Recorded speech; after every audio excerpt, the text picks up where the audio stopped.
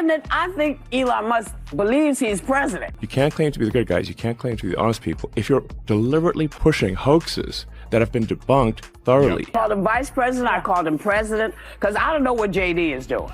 I hardly ever say, I don't remember the last time we even talked about JD. And you claim to be the good guys? I'm like, exactly. You're supposed to be the progressives. Yes, the Dems are like, oh, we're the good guys. We're the honest people. No, hang on. You're right. He's planning the presidency when they get rid of Trump. So you think it's Musk Vance? Possible. We're like even Snopes, which is a liberal thing, says it's bogus. Yeah. Like the fine people hoax.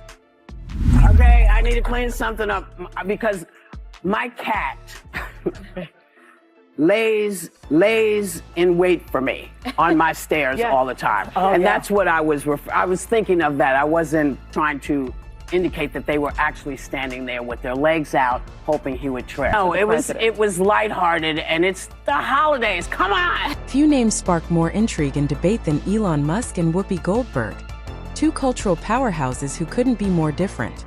Now, their worlds have collided in a legal drama that has everyone talking.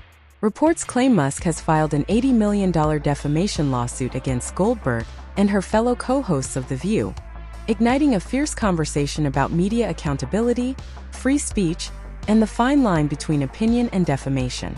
But what really happened, and what's at stake in this high-profile clash? The controversy centers on Goldberg's alleged remarks during a recent episode of The View. According to sources, she suggested that Musk and Senator J.D. Vance might be plotting to take control of the U.S. government if Donald Trump were removed from office. As if that weren't inflammatory enough, Goldberg also reportedly quipped that Musk acts like he's president, implying that he wields unchecked power and influence. Musk's legal team didn't take kindly to these comments, alleging they were not only false but also damaging to his reputation and business interests. For Musk, this isn't just a legal issue.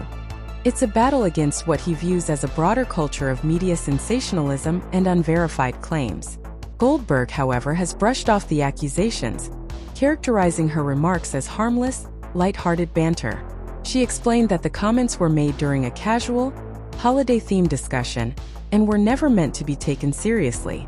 While her supporters argue that this is much ado about nothing, Musk's defenders see it as a moment of reckoning for a show with a history of making provocative and sometimes controversial statements. This isn't the first time Goldberg and The View have courted controversy. The talk show is no stranger to making headlines, often for its heated debates and divisive commentary. From Goldberg's widely criticized remarks about the Holocaust to debates on Mel Gibson's alleged anti-Semitism and Bill Cosby's criminal charges, the show has a long track record of towing and sometimes crossing the line. Critics argue that this pattern undermines its credibility, while fans see it as a refreshing space for bold, unfiltered conversations. But this case is about more than one comment or one show. Musk's lawsuit raises fundamental questions about media accountability in an era of instantaneous, often unfiltered information. Supporters of Musk believe his legal action is a necessary step to combat what they call the spread of hoaxes and baseless conspiracy theories in mainstream media. By holding high-profile figures like Goldberg accountable, they argue, Musk is setting a precedent that could lead to more responsible journalism. Critics, however, see a darker side to the story. They worry that the lawsuit represents an overreach by a powerful billionaire who could use his resources to silence dissent and stifle free speech. The stakes are even higher when you consider the immense influence both Musk and Goldberg wield in their respective domains. Musk isn't just a billionaire entrepreneur. He's a cultural icon whose every move, whether it's launching a rocket or tweeting about Dogecoin, commands global attention.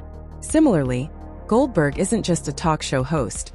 She's an Academy Award-winning actress and longtime media personality with a dedicated following. When figures of this magnitude clash, the fallout inevitably extends beyond the immediate controversy, shaping public perceptions and sparking broader cultural debates. Public reaction has been predictably polarized. Social media platforms have become battlegrounds for competing narratives, with hashtags like #SupportElon and #CancelTheView trending as users weigh in.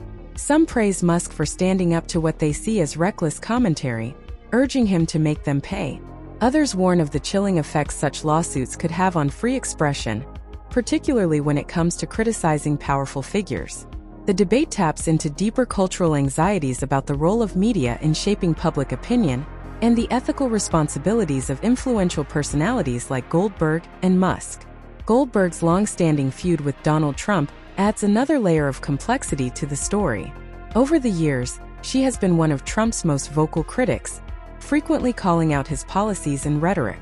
Trump, in turn, has often taken aim at Goldberg in The View, creating a combustible dynamic that continues to play out on national television. This latest lawsuit feels like an extension of that feud, with Musk stepping into the fray and raising the stakes even higher. At the heart of the controversy lies a larger question. Where should the line be drawn between opinion-based commentary and statements that cross into defamatory territory? Shows like The View operate in a unique space, blending entertainment, personal opinions, and cultural critique. Critics argue that this format allows for too much leeway, enabling hosts to make unchecked claims without accountability.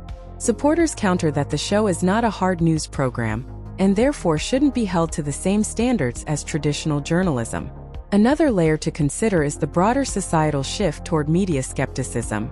With trust in mainstream outlets declining, high-profile lawsuits like Musk's fuel the perception that sensationalism has replaced journalistic integrity. For some, Musk's case represents a necessary pushback against what they see as a pattern of reckless reporting and unchecked bias. For others, it underscores the growing concern that the legal system is being weaponized to silence dissent and intimidate critics. This dichotomy reflects a larger cultural divide that shows no signs of narrowing.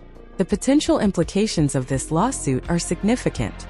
If Musk's claims succeed, it could send shockwaves through the entertainment industry, prompting talk shows to adopt stricter editorial standards and rethink their approach to controversial topics.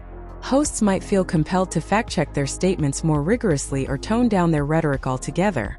On the flip side, a successful defense by Goldberg and The View could reinforce the importance of protecting free expression, even when it ruffles feathers. Either outcome is likely to fuel ongoing debates about media ethics, celebrity influence, and the balance of power between public figures and the press. As the story unfolds, one thing is certain: the stakes go far beyond the immediate parties involved. Musk's lawsuit against Goldberg and her co-hosts is shaping up to be a pivotal moment in the ongoing battle over media responsibility and the limits of free speech. Whether you see it as a justified stand or an overreach, there's no denying the case has captured the public's attention and reignited a fiery debate about the power of words. In a world where headlines often feel like clickbait and conversations are reduced to hashtags, this lawsuit asks us to take a step back and consider the weight of our words. How do we balance the need for free expression with the responsibility to ensure accuracy and fairness? And as figures like Musk and Goldberg dominate public discourse, how do we ensure that these debates lead to meaningful change rather than further polarization? These are questions that will linger long after the courtroom drama ends, shaping the way we think about media, accountability, and the ever-evolving dynamics of power and influence.